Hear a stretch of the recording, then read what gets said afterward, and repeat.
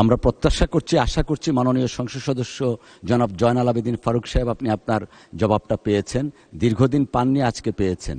যুব উন্নয়নে প্রশিক্ষণ নামে 16 বছর যারা এই সংসদে অনির্বাচিত ভোটবিহীন এসে তাদের দলীয় লোকগুলোকে প্রশিক্ষণ দিয়ে যুব মন্ত্রণালয়কে সম্পৃক্ত করেছে, যেটা আমি আল্লাহ পাক আমাকে শহীদ প্রেসিডেন্ট জিয়া খালেদা জিয়া ধানের শীষের কারণে এখানে 6 বার আসার সৌভাগ্য হয়েছে। বহু প্রশ্ন করেছি, কোনোদিন উত্তর তখনকার যুবমন্ত্রী দেয় নাই।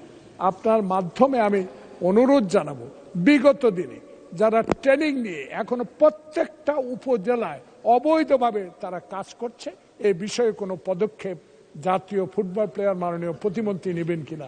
আপনাকে অনেক অনেক ধন্যবাদ। মাননীয় প্রতিমন্ত্রী, মাননীয় সংসদ সদস্য অতীতে কখনোই উত্তরের জবাব পাননি, জাতীয় সংসদ আশা করছে আপনি আজকে উত্তরের জবাবটা দিবেন দয়া করে। মাননীয় প্রতিমন্ত্রী। অবশ্যই মাননীয় স্পিকার, আপনাকে ধন্যবাদ এবং আমি ধন্যবাদ জানাচ্ছি আমাদের মাননীয় সংসদ সদস্যকে যে তিনি বিগত সময় কোনো উত্তর পাননি, বাট আমি এখানে উত্তর দেওয়ার জন্য প্রস্তুত রয়েছি।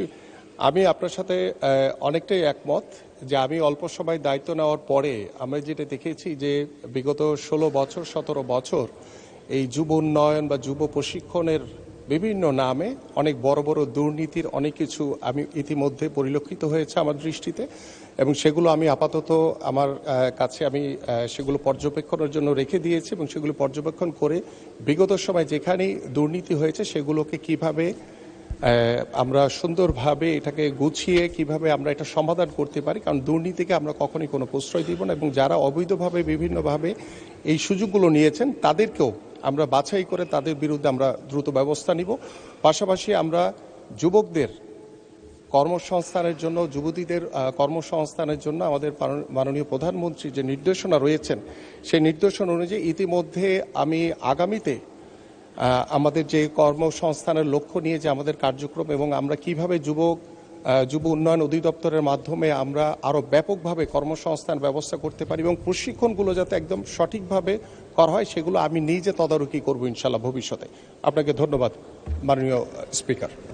ধন্যবাদ মাননীয় প্রতিমন্ত্রী। আমরা প্রত্যাশা করছি, আশা করছি মাননীয় সংসদ সদস্য জনাব জয়নাল আবেদীন ফারুক সাহেব আপনি আপনার জবাবটা পেয়েছেন, দীর্ঘদিন পাননি, আজকে পেয়েছেন।